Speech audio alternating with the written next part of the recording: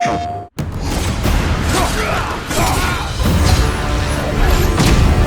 a combat perspective, I always, and I still feel like the meat and potatoes of any God of War game is combat.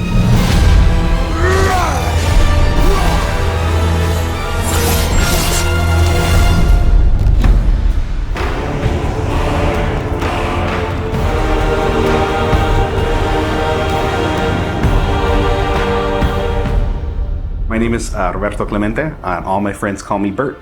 I'm a senior combat animator here at Sony Santa Monica. My name is Kim Wynn, and I'm a gameplay animator. Hi, I'm Sabra, and I'm a senior VFX artist on God of War Ragnarok. My name is Grace Pan, and I'm a gameplay animator in God of War Ragnarok. Hi, I'm Stephen O'Hara, GBA, combat designer on God of War. And I create interesting and memorable creatures that players like to attack and defend against. As an animator, you gave life to characters. You make them move, you give them personalities, you give them weight.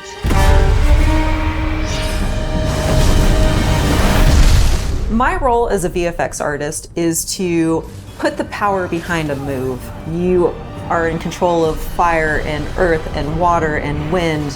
Whether you are throwing your axe or on the receiving end of an enemy spell, VFX is what really gives the movement and the danger to every move that a character or enemy makes. I work really closely with the design team and the tech art team on this project specifically. We actually work a lot with camera, along with the guidance of our great camera team, so I find myself doing fight choreography sometimes. One of the most challenging parts about being a combat designer isn't the technical implementation of creating a creature, but it's really navigating that line between frustrating and engaging. We want to make something that makes players lean forward and focus and really try hard against that enemy and feel good about overcoming that, but we don't want to make them feel defeated if they can't figure something out. And then it feels rewarding when you win, not because it was impossible, but because it was fun and engaging.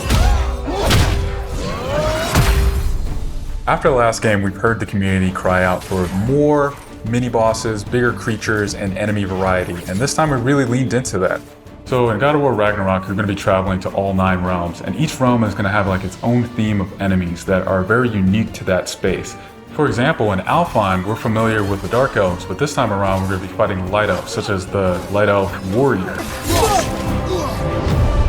One of the key learnings from the last God of War game is we don't have to think about the camera and how close combat is going to feel. We already have that knowledge, so we can build upon the close camera that we have, and we can iterate on enemies, creating more interesting scenarios. In the last game, Atreus was just starting to fight alongside Kratos, and he was learning from the Master Tactician. So in this game, he's trying to prove himself a little bit more, and we built upon those mechanics with him. The previous God of War, Atreus was still a kid, right? So he has a lot of dependency on his father. And for this game, you will see Atreus moving more independently on his own as a companion. In regards to VFX for Kratos, I think what the players really love is the powerfulness of it. When you are playing as Kratos, you really do feel like the God of War. And moving into Ragnarok, we want to really make something bigger, make it stronger, make it more of a spectacle. You want them to be like, oh my gosh, I didn't know that the Blades of Chaos could get even better, but look at that.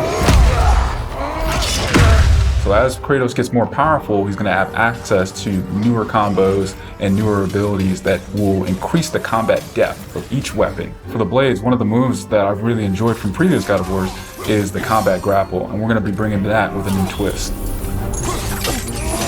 I'm very excited for players to try the blade grapple traversal moves. That brings so much more speed into the movement and the dynamic feel to it. One of the ways we've expanded Kratos combat this time around is we've given more utility and choice to the shield loadout. If you are a parry person, you could really go for a shield that gears towards parrying.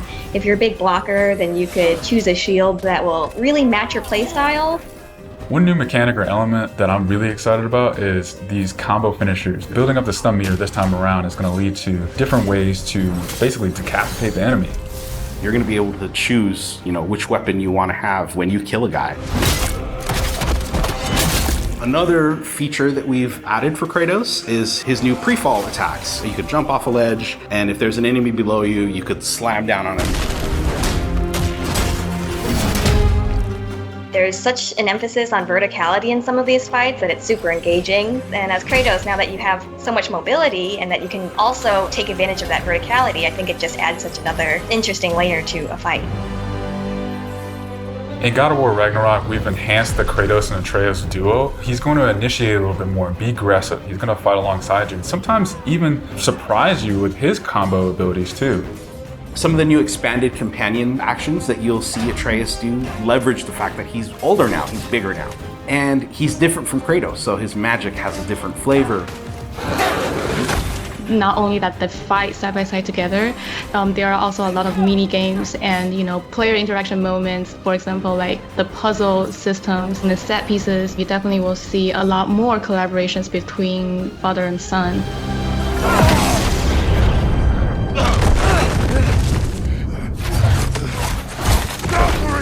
Odin must have sent them!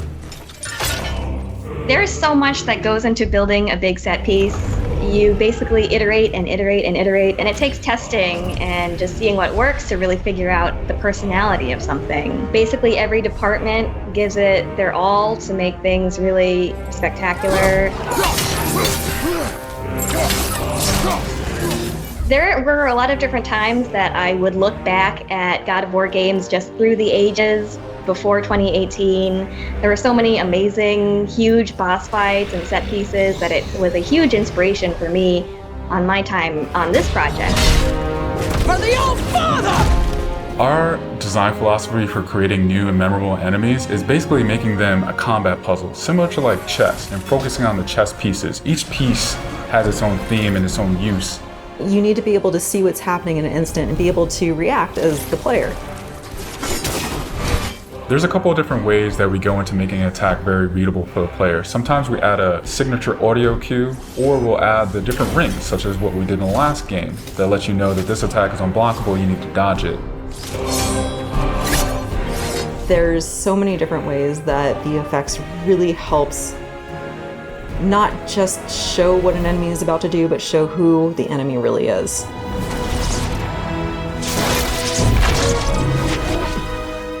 Everything you design has to be surrounding the essence of the character and a story.